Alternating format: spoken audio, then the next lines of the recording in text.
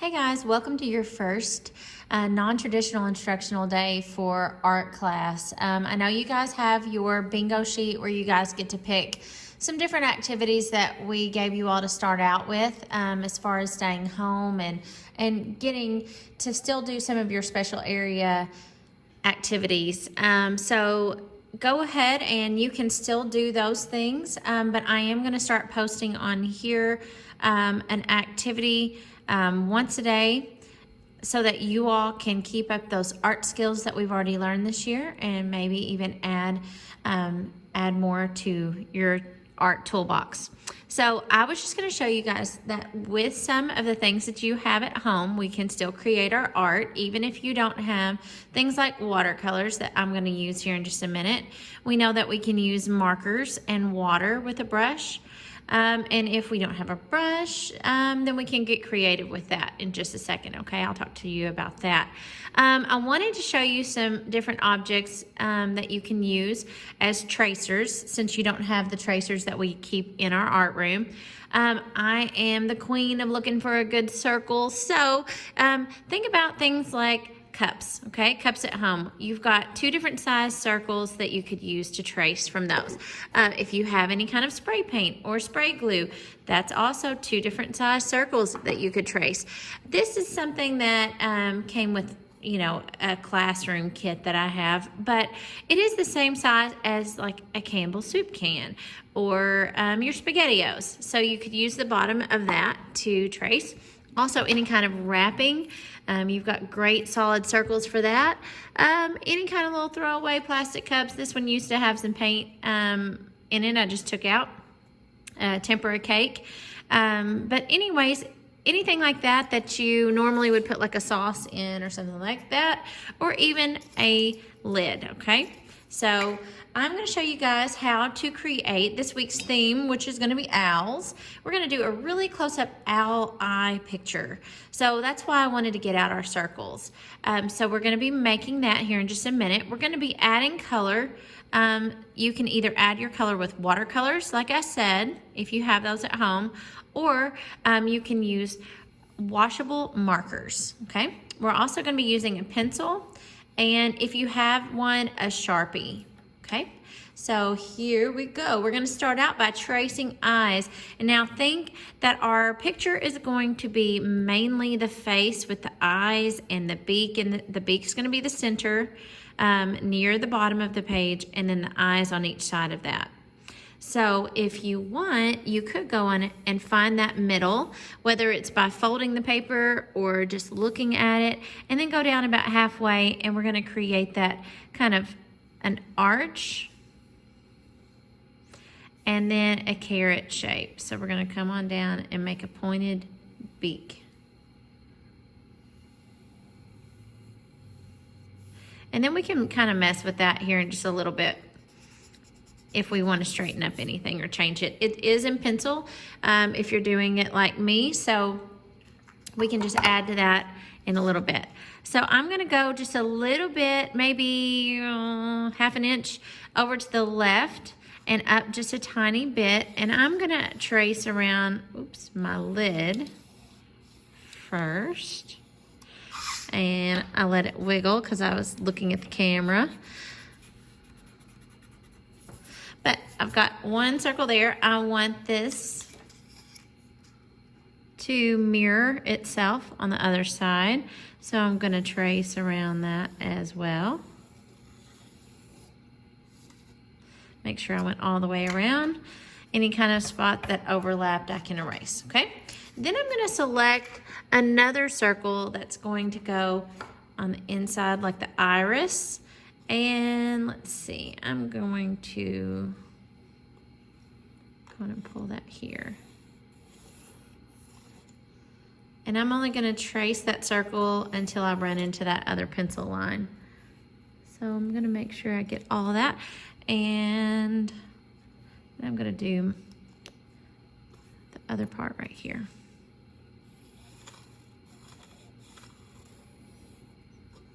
Okay, so that's going to be the white of the eye, the iris of the eye, and then I'm going to need a pupil in here. So I'm just going to draw my pupil It doesn't have to be a perfect circle. I kind of made it lumpy on purpose.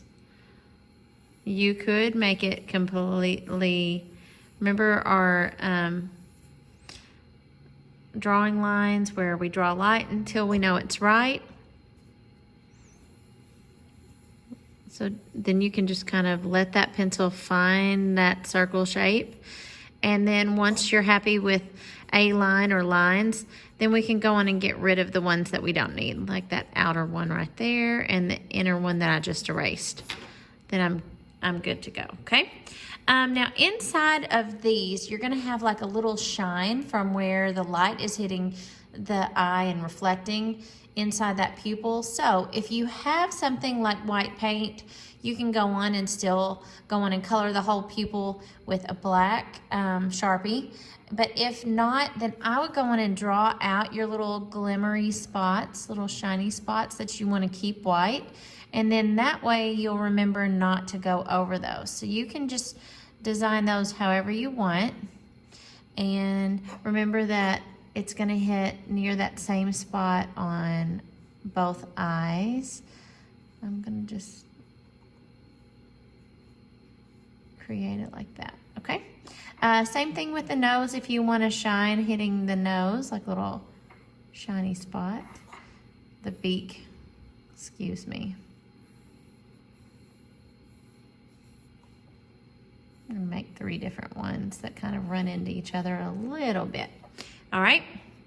So after we have everything drawn out, that's going to really help us out here in just a minute, because we're going to start with our watercolor or our markers, and we're going to use colors that are analogous, meaning side by side on the color wheel. We've used that word a lot this year.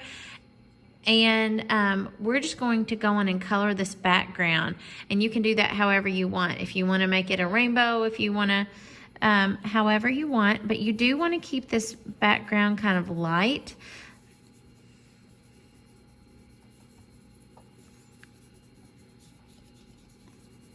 So I'm going to go red, and then orange is next on the color wheel. And my orange is so vibrant. Oh my goodness. And I said I wanted to keep it light. So to dilute that, I can just add some water and then spread that around. Or I could use a tissue and dab that up.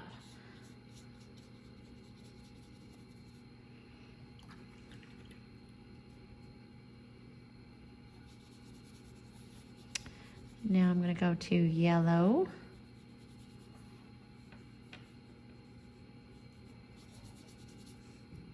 Add water. If you don't have a very thick paper, so if you're using like copy paper, or you've got something real thin like notebook paper that you're using, you may want to try to glue a couple or 2 or 3 sheets together so that you have a little bit stronger paper. If not, then just go on and use a little bit less water if possible. So we've got red, orange, yellow. We're gonna say green all the way up here. Ooh, I splashed.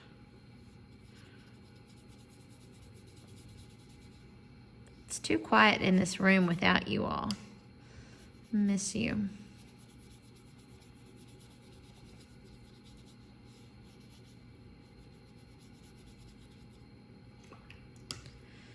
And then we have blue.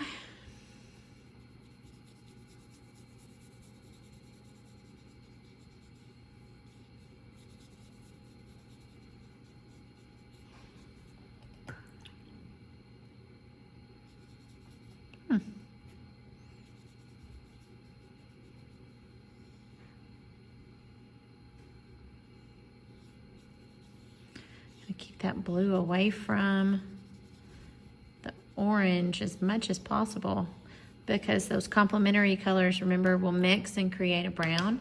And I don't really want a brown, even though that could be a realistic color for an owl. I'm obviously making a rainbow owl.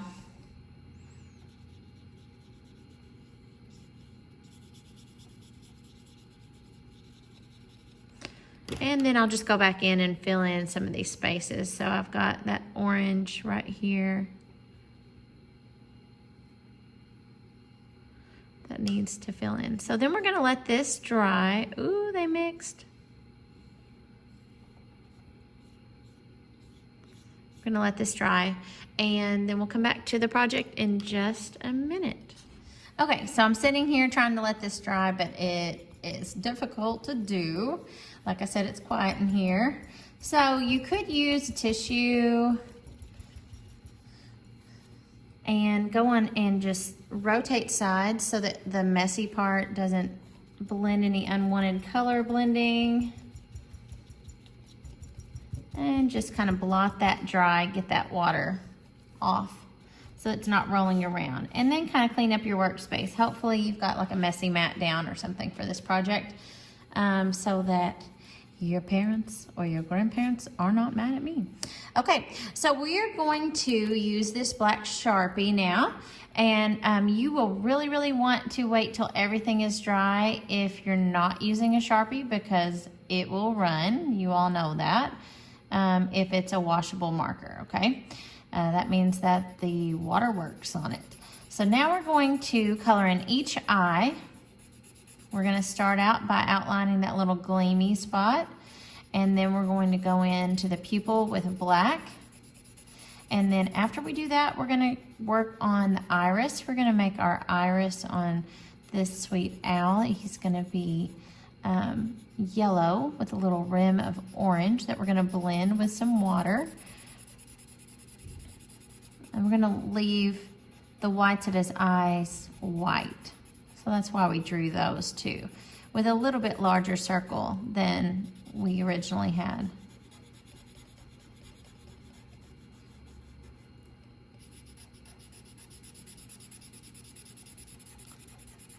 If you had regular tempera paints at home or an acrylic, and you've got some durable paper, then you could go in and paint these things if you want. But if you don't have those supplies, then this is gonna do the job.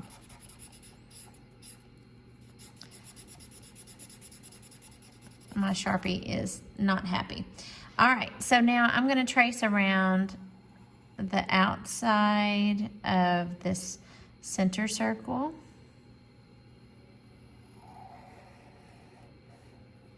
And then the outside of this larger circle.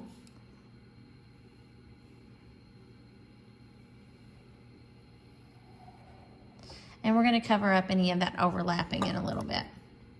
But the next thing, like I said earlier, we're going to do the iris. So you're going to go right in here next to the pupil, and we're going to make a ring of yellow. That's the thickest ring. The orange is going to be much thinner. So a thick yellow ring.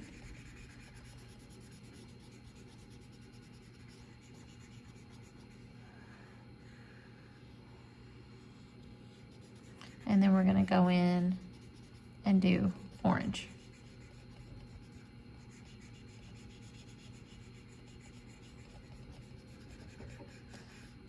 Remember, you could do your background with these also, just the same technique. Color, and then use clean water, clean brush. If you don't have a brush, you could use Q-tips.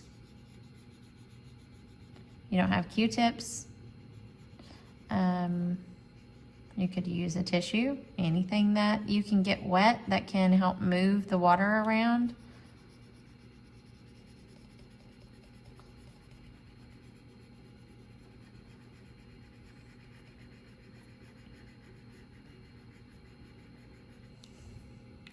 Okay, so let's go on and use some water along this edge. You can use as much or as little.